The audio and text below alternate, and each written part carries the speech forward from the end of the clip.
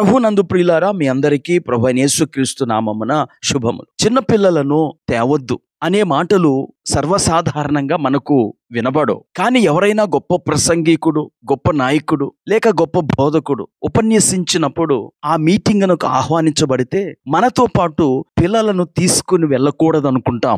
ఎందుకంటే పిల్లలు ప్రసంగాలను గ్రహించలేరని లేదా ఉపన్యాసకునికి ఆటంకంగా ఉంటారేమోనని అపోహపడతాం.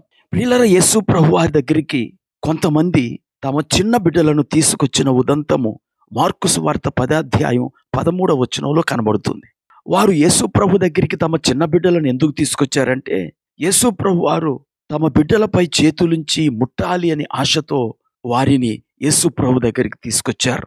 అప్పుడు యేసు ప్రభు శిష్యులు చిన్న బిడ్డలను తీసుకొచ్చిన ఆ తల్లిదండ్రులను గద్దించారు. ఎందుకంటే యేసు ప్రభు వారి శిష్యులు పిల్లలు క్రీస్తు మాటలు విని గ్రహించలేరని అపోహపడ్డారు. గనుక వారు ఆ చిన్న బిడ్డలను తీసుకొచ్చిన తల్లిదండ్రులను గద్దించారు. అయితే యేసు వారిని చూచి కోపపడ్డాడు. ఎందుకంటే చిన్న బిడ్డలు కూడా వాక్యమును అంగీకరించగల హృదయాలతో ఆయన రాజ్యమునకు అతి సమీపముగా ఉన్నారని యేసుకు తెలుసు. అప్పుడు యేసు ఆ శిష్యులతో ఇలాగూ చెప్పాడు. మార్కు రాసిన సువార్త 10:14 చిన్న బిడ్డలను నా యొద్దకు రానీయుడి, వారి నాటంకపరచవద్దు.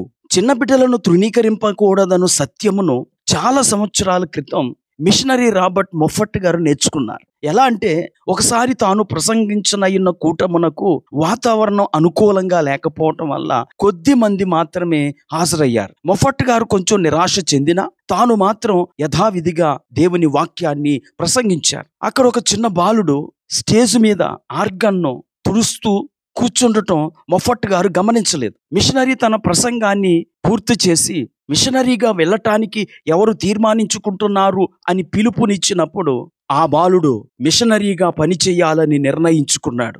ఆ బాలుడే తర్వాతి దినాల్లో ఆఫ్రికా ఖండానికి సువార్తను తీసుకువెళ్లిన మిషనరీ పితామహుడు డేవిడ్ లివింగ్స్టోన్. ఈ మాటలు వింటున్న నా ప్రియ స్నేహితుడ సోదరి, తల్లిదండ్రులముగా, సంఘ పరిచారకులముగా, ఇరుగు పొరుగు వారముగా ఉన్న మనము ప్రభు మనకు అనుగ్రహించిన చిన్న బిడ్డలను తృణీకరింపకూడదు. ఎందుకనగా పరలోక రాజ్యము చిన్న బిడ్డలకు కూడా కలదని జ్ఞాపకం చేసుకోవాలి. యేసు ప్రభు వారు గలిలయ అరణ్యములో మీటింగ్ పెట్టినప్పుడు 3 దినాలు దేవుని వాక్యాన్ని వినటానికి వచ్చిన వారిలో చిన్న బాలుడు కూడా ఉన్నాడు.